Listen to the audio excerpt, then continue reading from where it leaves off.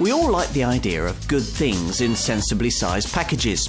Perhaps that's why Audi's A3 has been so successful here, a compact car that goes large on quality, refinement and maturity. Especially in third generation guise, where it's lighter, more efficient, more powerful and cleverer than ever before. Which is just as well, given that there are Volkswagen Group products using many of the same ingredients and plenty of tempting high-profile segment rivals. In other words, this Mark III model will have to work harder than ever to win sales. Fortunately for Audi, it seems well up to the task. The premium compact car. If that concept means anything to you, then it's this model, Audi's A3, that'll probably come to mind. This is the third of three generations of a model that dates all the way back to 1996, and a time when the idea of being able to move a car up market in class and appeal without increasing its size was new and rather different. Cynics dismissed it as a way of dressing up ordinary family hatches and charging a lot more for them. Customers, though, loved the idea, and by the time the second generation A3 was launched in 2003, BMW and Mercedes rivals had also arrived to swell this market. Neither, though, could overtake Audi, for reasons partly of their own making. BMW's original 1 Series was hobbled by curious looks and the rear seat packaging restraints of rear-wheel drive, while the Mercedes A-Class was, well, less sporty hatch and more tall, tiny MPV. The result was that nearly 250,000 Mark II A3 models were pounding global roads by the time this third generation arrived in the autumn of 2012, to find a much tougher market awaiting it.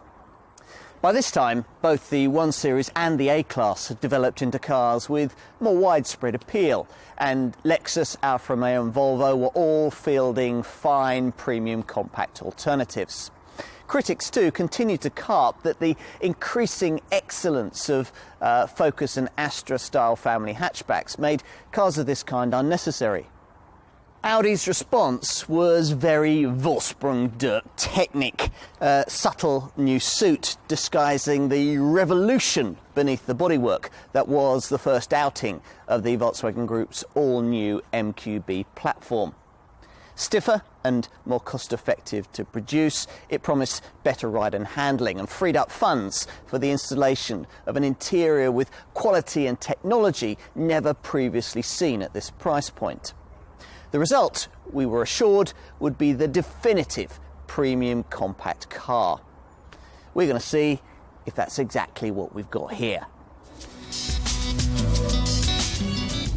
Now, you and I might not get too excited by the thought of a redesigned automotive platform, but Audi does for very good reasons.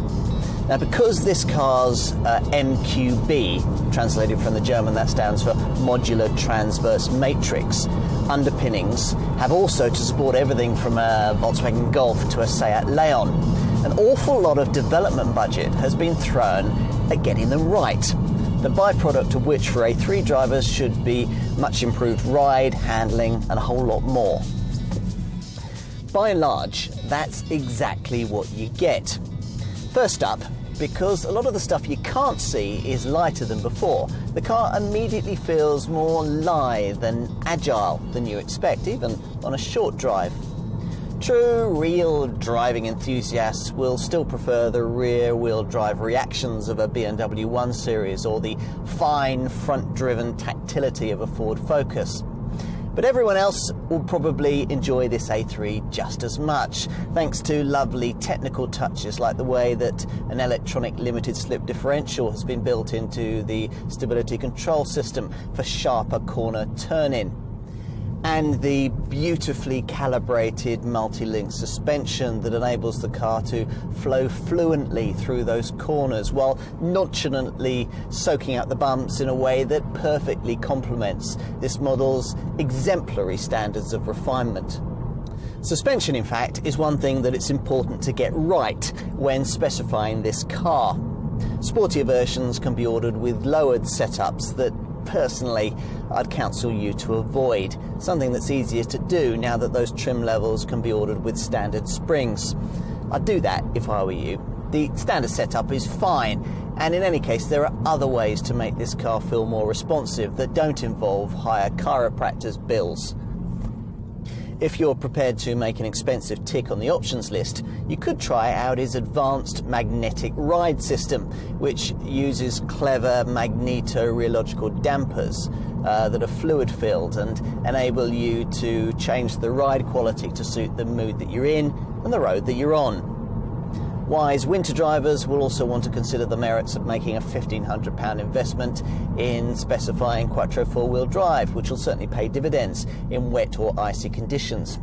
But you may just be comfortable playing with the very neat Drive Select system that's fitted as standard to all but the entry-level SE trim level. Now this, via comfort, auto, dynamic, efficiency and individual settings, enables you to alter the steering weighting, the throttle response, and where, as in this case, you've got the advanced dual clutch automatic transmission, the S-tronic system fitted, even the gearbox shift points to achieve exactly the kind of feel that you're looking for.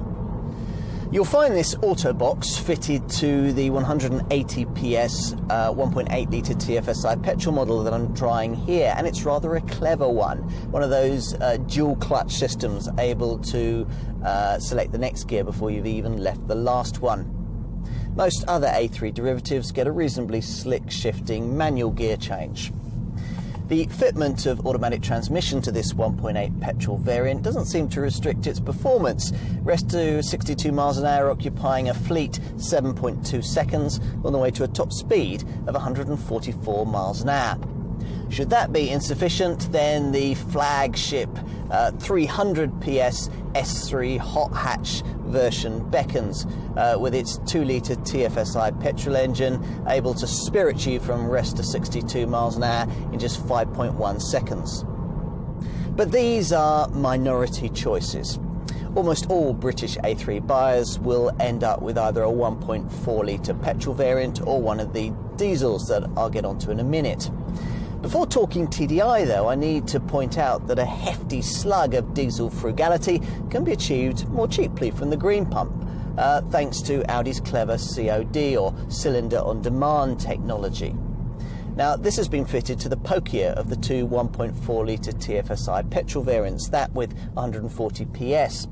And it makes possible a combined cycle, near 60 mile an hour economy figure, along with spirited performance, thanks to the way that two of these cylinders can be seamlessly cut out at low to medium engine speeds.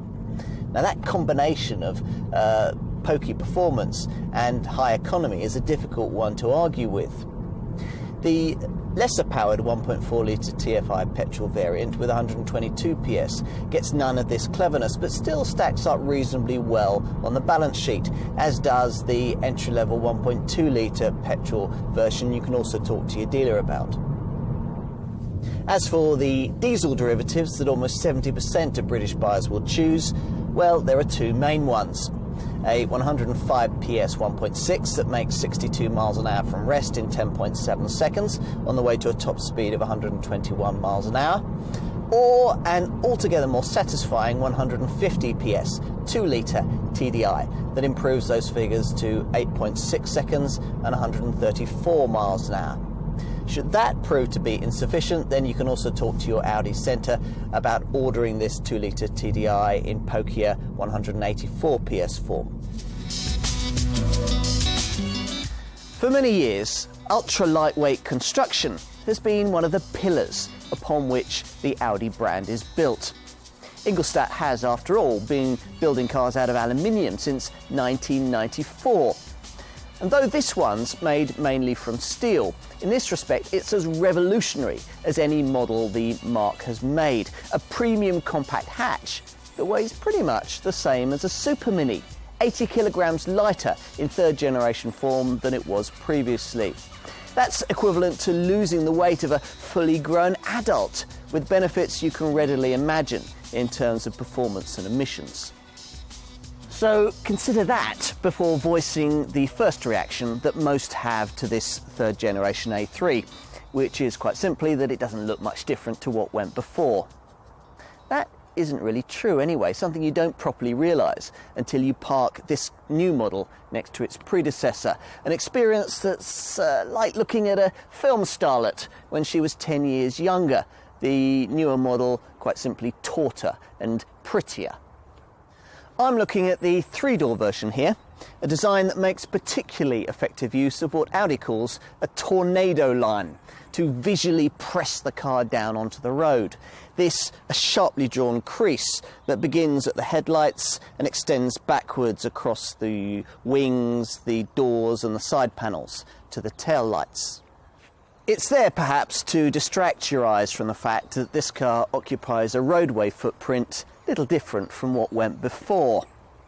Despite this, a wheelbase increase of 23mm still enables the designers to boast of extra interior space. The 5-door Sportback model has a bigger wheelbase still, so that's the variant to choose if you'll regularly be using the back seat.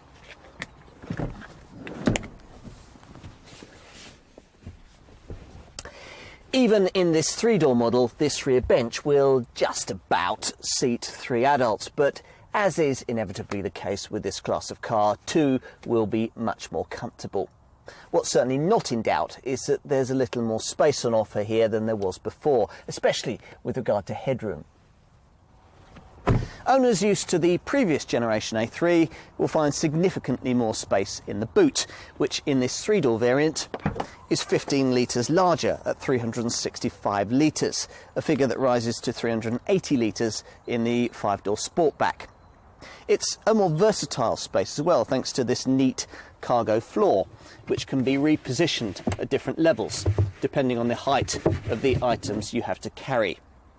There's space for smaller items beneath the cargo floor and the availability of useful options like a cargo net, a load area organiser to help you separate your eggs from your iron brew, a ski hatch for longer items and a reversible mat with a tough outer side for muddy boots and dirty dogs.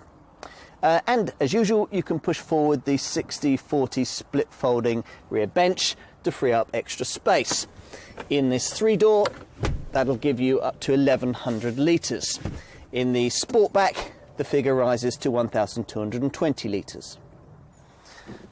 What sets this car apart, though, isn't its practicality. No, it's the feeling that you get from behind the wheel.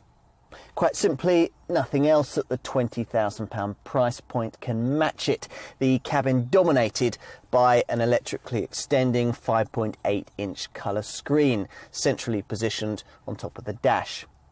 Via this, you can marshal the many functions of a redesigned MMI infotainment system that prevents all but the most vital controls from cluttering up the minimalist dash. Just as distinctive are the 4 main air vents, styled to look like miniature jet engines and composed of no fewer than 30 different parts, including this chromed outer ring that's shaped for perfect grip. Otherwise, you've an interior that'll be familiar fare to anyone who speaks fluent Audi design language. Everything clear, classy and easily accessible. The dash is designed with a wing-like profile, and there's an electronic handbrake button to replace the traditional and preferable handbrake lever, so as to free up space for the MMI controller here by your left hand. What it all adds up to is a cabin that wouldn't look out of place on a car costing twice as much. And how many models of this kind can you really say that about? Exactly. Now, you're not going to find too many A3s leaving dealerships at less than £20,000, as that sum will get you little more than an entry-level 1.4 TFSI petrol variant with a few modest options on board. The bulk of the range campaigns up to £25,000, and these days is almost directly comparable in price to this model's two arch rivals in this segment, BMW's 1 Series and the much improved Mercedes A-Class. though choice between this trio will largely come down to personal preference. The fact that you can get, say, an A3 2-litre TDI on the same fuel and tax terms as you'd have to choose a much feebler 1 Series or A-Class diesel to get will be a powerful incentive for Audi ownership. Now, whichever 3 or 5-door A3 model you choose, 1.2, 1.4, as here, 1.8, or S3 2-litre petrol, or either a 1.6 or a 2-litre TDI diesel, you should find your car to be decently equipped. Now that Audi has scrapped the old entry-level poverty spec trim level, even the least pricey A3 will come with features like 16-inch alloy wheels, powered heated door mirrors, a driver information trip computer, air conditioning, and a 5.8-inch slimline electrically extending colour infotainment screen that enables you to link in via Bluetooth your mobile phone and also fiddle with the controls for a 8-speaker CD stereo system that you can also have buttons to use via the leather-trimmed 4-spoke multifunction steering wheel. That's at SE level. You'll need Plusher Sport or S-Line trim to get yourself a choice of suspension settings, larger alloy wheels, sports seats, and the Drive Select system that enables you to play with the throttle response and the steering weighting. As for options, well, at last satellite navigation is affordable on an Audi, around £500, enough to get it built into the MMI infotainment screen. I'd also be tempted by some of the options on the car that I've got here. These include Xenon Plus headlamps that are able to dip themselves at night, an interior lighting package that makes you feel special indeed when it gets dark, and a high-end 14-speaker, 705-watt, 15-channel Bang & Olufsen surround sound system. And all of that is before you get to the particularly clever electronic connectivity features that really do set this car apart. The Audi Connect system lets the driver interact with the internet and with other vehicles, and its central component is what Audi calls mobile phone preparation. Now, with this in place and your smartphone, you can turn this A3 into a WLAN, that's wireless local area network, hotspot, so that you can surf the internet and email via up to 8 mobile devices. Now this then will also bring into play all kinds of other clever online features like navigation with Google Earth Images, a Google Points of Interest search function with voice control, and a neat web radio system that enables you to tune into stations from all around the world. There's also a clever Audi online traffic information setup that uses live traffic information to reroute you around jams. Truly, this is motoring in the 21st century. Safety-wise, a 5-star Euro NCAP showing is justified by the usual twin front, side and curtain airbags, plus a knee bag for the driver, Isofix child seat fastenings, an active bonnet designed to reduce pedestrian injuries, plus ESP stability control, and an adaptive brake lighting system that flashes during emergency stops to warn following motorists. There's also driver rest recommendation technology that constantly assesses your driving style and shows a warning if it detects a decline in attentiveness, prompting you to stop for a restorative coffee. Beyond that, there is of course plenty of optional safety technology. I particularly like the ACC Adaptive Cruise Control System, which works at up to 124 miles an hour and is capable of bringing the car to a complete stop on its own before, if necessary, pulling the thing away again. Now, you can build into this setup the even cleverer Presense front system that works using a radar sensor at the top of the windscreen. Now, this constantly scans the road ahead for potential collision risks, and if one is detected, will warn the driver. It's capable, if the driver doesn't respond, of braking the car automatically to a stop to avoid an accident at speeds of under 19 miles an hour. The pre-sense technology is also available in a more basic guise, which will pre-tension the seat belts and both close the electric windows and, if fitted, the powered sunroof if the ESP system indicates that the vehicle is about to skid. Other neat optional touches include a traffic sign detection setup, which pictures speed signs as you pass them and displays them on the dash. Then there's a park assist system that will automatically steer you into spaces. There's Audi side assist, which will stop you dangerously pulling out to overtake when there's a vehicle in your blind spot. And Audi lane keeping assist, which is there to stop dozy drivers veering out of their lanes on the highway. Lightweight, of course, has all kinds of automotive advantages. And with enhancements like the use of aluminium in the front wings and bonnets, leading to weight savings of up to 80 kilograms, this Mark III A3 is certainly as lean as it can be. The entry-level 1.4 TFSI petrol variant, for example, weighs just 1,175 kilograms. To put that into perspective, that's not much more than the weight of a car from the next class down, like a Volkswagen Polo Super Mini. And it enables this A3 to enjoy a weight advantage of at least 185 kilograms over an equivalent Mercedes A-Class or BMW 1 Series. Now, that kind of light approach, of course, has substantial advantages when it comes to cost of ownership. This generation A3 boasting a fuel economy improvement of around 12% across the board compared to the previous version. It's probably best to illustrate what I mean with an example. The strongest selling A3 variant is the 2-litre TDI 150 PS model that manages 68.9 miles to the gallon on the combined cycle and puts out 106 grams per kilometre of CO2. Now, to match that in an equivalent Mercedes A-Class or BMW 1 Series, you'd need a much lower powered diesel.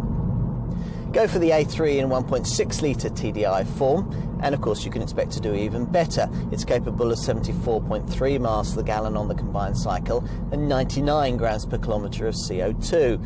But the difference to the 2-litre TDI is slight enough to ensure that most potential customers will probably want to opt for the more powerful model. Don't decide on diesel, though, before checking out the clever 140 PS 1.4-litre TFSI COD petrol variant with its neat cylinder-on-demand technology. Now, thanks to this 4-cylinder engine can cut down to only 2 of its cylinders at low to mid-engine speeds, which enables the car to achieve a combined cycle fuel figure of 57.7 miles to the gallon. That's close to diesel frugality, yet using cheaper green pump fuel. Even the more conventional 1.4-litre TFSI petrol model with 122 PS, even this variant doesn't do too badly, managing 54.3 miles to the gallon on the combined cycle and putting out 120 grams per kilometre of CO2. All well and good, but you might imagine that saddling this car with an automatic gearbox or a powerful turbocharged petrol engine would put paid to efficient fuel returns. Not so. Take the 1.8 TFSI S-Tronic petrol variant that I'm driving here with its efficient 7-speed dual-clutch transmission. It manages 50.4 miles to the gallon on the combined cycle and 130 grams per kilometre of CO2. Even the 300 PS S3 hot hatch with its 5-second rest to 60 acceleration still doesn't do too badly. Here you're looking at 40.9 miles to the gallon on the combined cycle and 159 grams per kilometre of CO2. So, how has Audi done it? Well, it's not all down to the weight-saving programme. As you would expect in this day and age, there's a stop-start system to cut the engine when you don't need it, stuck in traffic or waiting at the lights. There's also a brake energy recuperation system that reclaims the energy that would otherwise be lost when you're braking or cruising. And there's a whole host of other little eco touches, like the eco setting on the climate control system, the efficiency program on the Drive Select vehicle dynamic system, the efficiency setting on the drive computer that gives you fuel-saving tips, the gear change indicator. There are even little spoilers in front of the front wheels to better help direct the airflow. The CO2 savings achieved as a result of all this will, Audi reckons, reduce a typical A3's greenhouse gas emissions over its lifetime by around 2 metric tonnes. It's also worth pointing out that at the end of its life, over 95% of this car can be recycled. As for depreciation and running costs, well, figures from independent specialist Cap Monitor suggest that these will be class-leading, fractionally ahead of rivals from BMW and Mercedes, and far ahead of premium compact class wannabe models like the Alfa Romeo Giulietta or the Volvo V40. Own, say, an A3 2-litre TDI 150 PS for 3 years, and at the end of the term it'll still probably be worth around 46% of what you originally paid for it. Now, it's this that makes it worth paying the extra for this Audi over, say, a well-equipped Ford Focus or Vauxhall Astra, both models that have closed the gap in quality in recent years. As long as you can afford this German car's initial outlay and you don't go mad on the options list, then this A3 will work out cheaper to run. Further aids to low running costs include the availability of fixed price service plans over 3 to 5 years and relatively low 1 to 50 insurance groupings that range from, say, 16E for the entry-level 1.4 TFSI petrol to 21E for a 2-litre TDI 150 diesel to, say, 24E for this 1.8-litre TFSI petrol variant. In the search for a compact car that's also a premium purchase, there are, it's true, more charismatic choices than this Audi A3, but there are a few better ones. Light in bulk, heavy in technology, it's a logical evolution of the breed that's already one of Britain's favourite company cars. If you're one of those who questions the need for a premium people's hatch, then in this Audi you have your answer. From the outside, well, it's as at home in Belgravia as it is in Brixton, enough said. But it's the interior where this design really strides apart. You could be in a luxury car. And of course, in many ways, you are. By pioneering the premium compact hatch segment with the original version of this car, Audi has redefined the meaning of automotive luxury, democratising it without diluting its appeal. Other brands claim to have done the same, of course, and many have added a few more visual and dynamic fireworks to grab the attention. Ingolstadt doesn't think this A3 needs them, and legions of loyal global buyers seem to agree. Cool, classless and clever, it's desirably definitive.